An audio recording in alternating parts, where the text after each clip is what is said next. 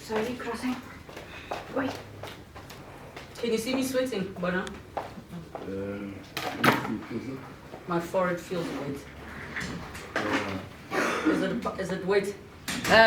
Goodbye makeup. Ja. Ek kom hou daar gas.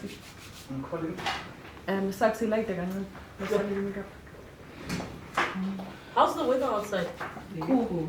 Is it? Make them so change her up and down. Yeah. Thanks, Sux.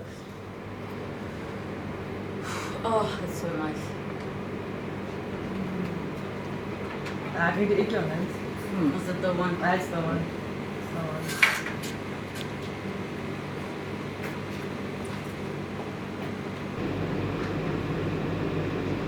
Check now. Ja. Okay, cool. Relebogile. Set. Cool. And in 3, 2. Raising an addict who started. The words are wrong. Cool. Did your son start at 13 or became addicted at 13? Started at 13. Okay. Until I picked it up at 13. Yes. Cool. 3, 2. Raising an addict who started as a teenager. Today's guest is here to share her story. Let's unpack. Darylene, welcome to the show. Thank you so much for joining us. And thank you for having me. Growing into himself, what was he like? A very playful child, very jolly, happy, always teasing, always being funny. You know, the clown in the home. That was my boy. Like pushing himself up against the wall and saying, the ants are coming for me, can't you see them? And getting really frustrated with me because, you know, I'm probably not doing a good enough job. And I'm mopping and You can't see ants. And I can't see ants, but because I don't understand addiction and because I don't really, maybe I'm in denial or something, I'm beginning to look at the concrete in between the tiles, and I'm thinking to myself, I'm wanting to validate this behavior, and I'm thinking to myself, one could possibly mistake this as ants. That is not me. I'm not an aggressive person. I'm not a violent person. I'm not someone who screams. And if I look back, I was the one who ended up sleeping all day. I was the one who was screaming like a mad person. I was the one who was making loans with money that I didn't have. I was the one not going to work, not socializing. So you become a secondary addict. Yes, if I think back, because you should have been paying attention, and you're the one who sets the rules in the household and creates the picture of values and systems. But paint the picture of, and give me one of your absolute worst days that you have had with your son, with him being an addict. The day I was arrested for going into someone's house for fetching his school bag. What would you tell them at work when you can't come? Or were they aware of the situation? At this stage,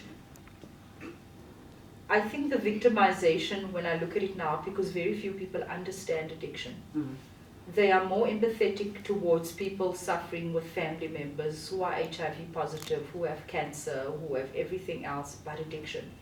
Because it would be, I'm taking a day off, I'm going to the rehab, I'm going to the doctor, but I thought you sorted this out last month. I thought you found a rehab 6 months ago. I thought you took an advance on your salary for rehab. And now you're telling us the same story. So you almost feel as if though, I'm sure they think I'm lying. So today, you may have heard details that have shocked you, but that is the reality that some people are facing quietly in their homes on a daily basis, where they live in fear of their own children, their own babies that they love and adore, but might now even consider taking their lives because that's how desperate they are. We see you and hope you're able to get the help that you need. And if you are somebody who is struggling with substance abuse, we'll put the details at the end of the show. Thank you so much for watching. Have a good night. I haven't done interviews in a long time. You're going back because at the same time you have to watch so that you don't cause drama at home again. No, I understand. Yes. And that's why So I even it's said like it's a very sensitive. It's very sensitive. You want to talk and you want to get obviously people to understand the realness, but you're also thinking, I need to protect this boy because people in the community are evil. But that's why tease after the interview, you'll get That's why we have to aim on a lighter note. It's not doom and gloom. The reality is, these are things that actually happen to you. Level, Yeah? we have a problem. What? This segment 3, it created an error, so we lost segment 3 for one. Yeah, why not? Yeah. What can we do?